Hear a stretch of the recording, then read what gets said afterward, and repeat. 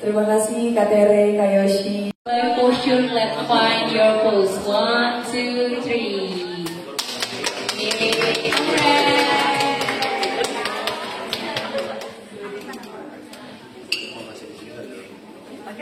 Oke.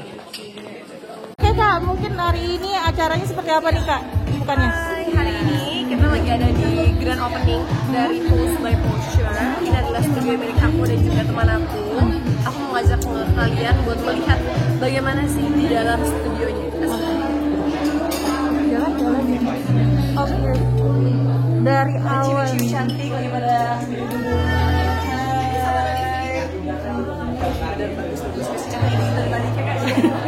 Oke Kak. Ini mereka dari pada kelas. Gimana guys? Pedas, getar. Itu yang penting. Mereka memang pecinta olahraga. Nah, oke. Jadi ini adalah ruang tunggu, makanya kita bisa pada istirahat. Sekarang kita ke ruang kelasnya. Ruang kelas. Kalau boleh tahu ini di sini ada berapa kelas Kak? Di sini ada 3 kelas. Sekarang aku mau ngajak kalian ke chair class.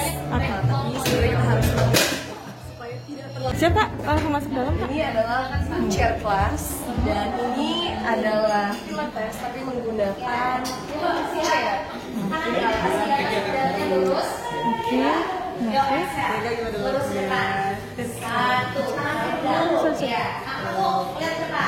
ini yang kita sebut sebagai chair class karena alatnya kayak kursi. Kita lanjut ya. Lanjut Kak. Kak, ini kan chair class ya Kak ya. Itu mungkin pertama kali di Indonesia atau sebelumnya sempat ada nggak sih Kak? Beberapa ada, tapi tidak semuanya punya grup kelas. Dan di Pose by Posture kita punya grup kelas untuk chair plus mat class. Lalu di sebelah sini, ini ada shoe cabinet. Jadi di sini tuh kita nggak boleh pakai sepatu karena kan di tempat olahraga biar bisa sama alat-alatnya juga bisa lebih menyatu gitu, jejekan kakinya. Jadi kita taruh sepatu semua di sini. After that, di sini kita ada grup kelas yang lain namanya reformer class. Jadi ini juga sama pilates juga tapi menggunakan alat reformer, alatnya seperti bed. Tapi kalau mau masuk harus matiin sedikit lampunya ya, karena ini suasananya zen. Oke, siap Kak.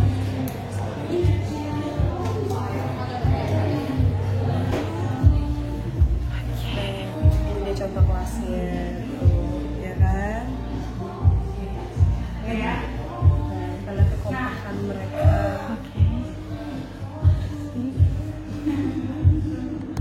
Giliran aku datang berhenti gerakannya gimana, Derek? Nah, kalau udah dari sini, move your chest forward. Good. Bend your knee. Kaki kanannya kaki kiri sedikit. Good. Dari sini jinjit kaki kanannya lift. Oke. Shifting your weight forward ya. Kaki kanannya cuma terima 30%. 70%-nya ada. Kamu Sekarang di sebelah sini kita ada store. Jadi di sini ada store gitu. Kalau orang-orang lagi nunggu, pengen belanja, pengen ya cuci mata, apalagi cewek kadang-kadang mereka bisa belanja barang-barang kebutuhan untuk berolahraga. Terus di sebelah sini kita ada private class. Jadi private class ini kan kadang-kadang nggak semua orang suka berlatih di grup yang rame-rame. Jadi kalau mereka pengen lebih intimate, cuma berdua sama instrukturnya di private class. untuk private class ini mungkin bisa menampung berapa member nih Kak? Ini maksimal duet, maksimal berdua. Jadi di sini memang alatnya juga sedikit lebih banyak. Kita ada ini reformer yang tadi kita lihat. Terus ada Cadillac, ini namanya Cadillac. Kalau kita sering lihat Cini Blackpink gelantungan. Sama ini leather barrel. Iya. Nah, habis itu Lanjut Kak. kita juga punya, halo Bu, kita punya shower. Jadi buat orang-orang yang misalnya pulang kantor atau atau sebelum ngantor mereka bisa mandi dulu, bisa mandi, bisa beres-beres. Karena memang pose by posture ini kan ada di wilayah perkantoran, di wilayah pada tower 2, yang dimana kadang-kadang kan mungkin orang ada yang kayak pengennya abis kerja baru olahraga, ada yang pengennya sebelum kerja deh biar semangat sekaligus mandi, jadi bisa. Jadi ada showernya juga, ada amenities-nya juga yang kita siapin, ada hair dryer, jadi mantap. Keluar dari pose bisa langsung find your pose. Oke Kak, kenapa sih memilihnya di wilayah strategi seperti ini Kak, apalagi di gedung Mayapada juga ya Kak? Oke, karena emang bentuk aja nggak biar yang bersih. Oke, bentar ya Kak ya. Oke Kak, kenapa sih Kak memilih di wilayah yang cukup strategis nih di tengah kota Kak? Oke, kenapa kita memilih wilayah ini? Karena kita lagi bikin pose by posture. Ya, karena kita bikin pose by posture ini memang untuk orang-orang yang punya mobilitasnya juga tinggi, orang-orang yang di wilayah perkantoran, di wilayah Sudirman, yang mereka tuh aduh udah capek banget deh sama macetnya ibu kota gitu. Jadi kita sengaja cari daerah yang bisa masuk semua kalangan. Kan di PIK kita udah ada, PIK kan lebih ke keluarga, ibu muda, nganterin anak sekolah santai-santai. Nah sekarang kita masuk ke wilayah yang lebih hektik. Jadi mereka yang pengen mengisi waktunya dengan hal yang lebih positif bisa di sini. Oke. Untuk pemilihan tempatnya sendiri butuh planning cukup lama nggak sih ini Kak?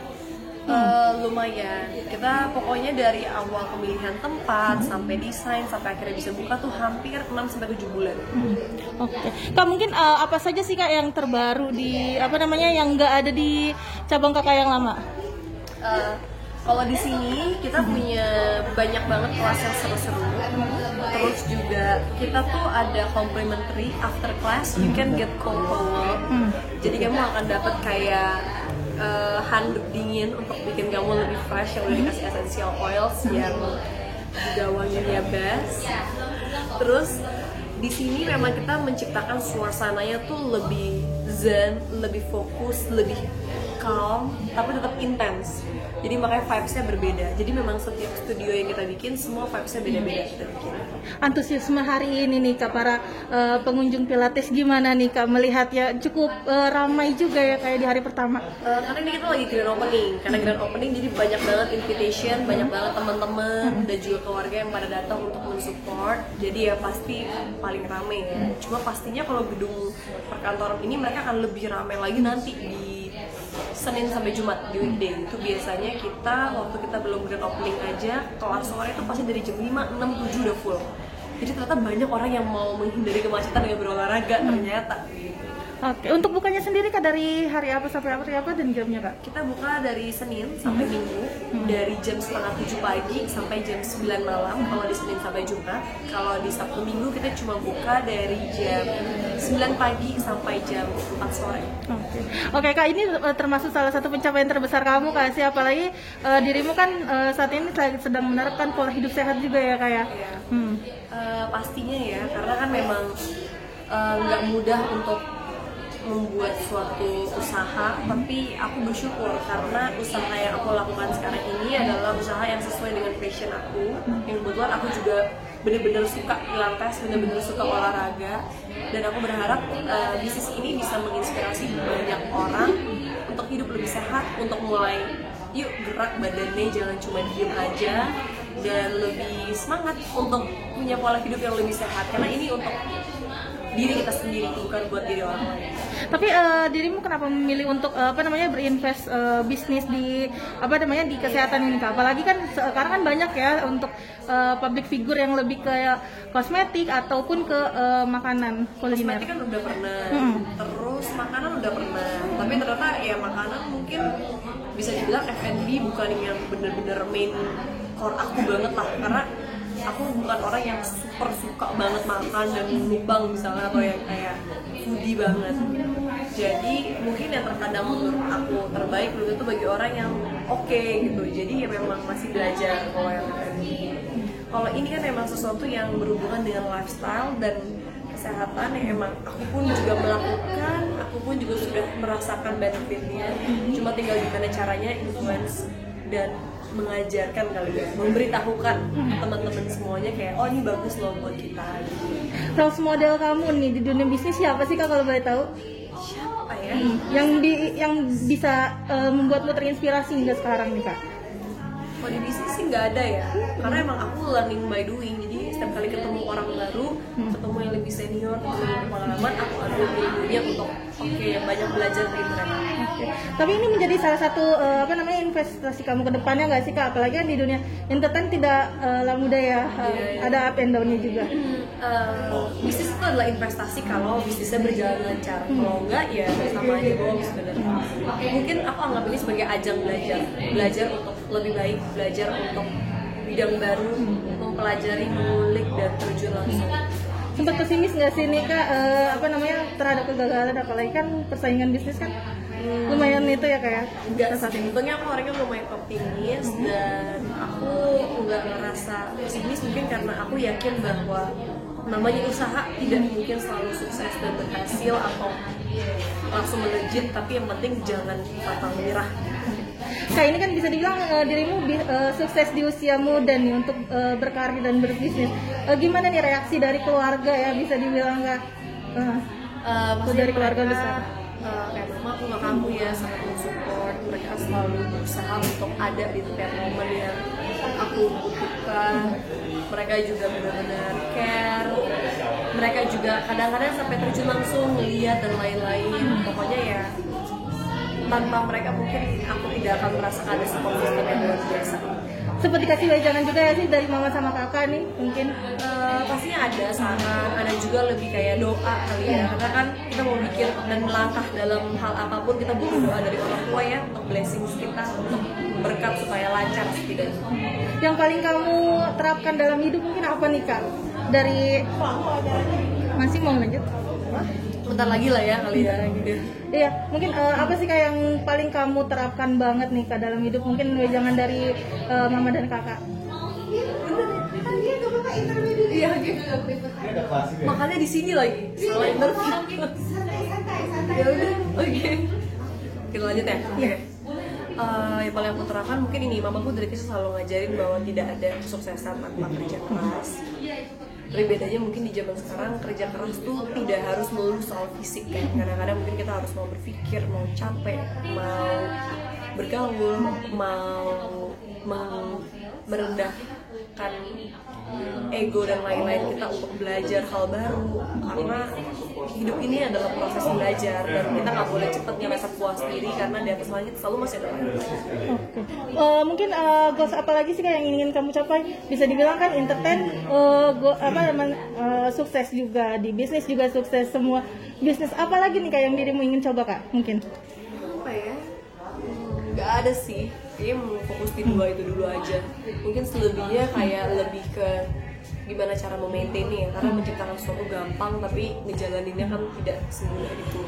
Atau ingin juga coba terjun ke dunia politik ya, teman-teman kamu banyak ya kayak yang terjun nih dan para senior. Pikiran sih, kayak maksudnya dari kecil kayak anaknya nggak politik banget gitu, bukan yang kayak mengatur negara, masyarakat gitu.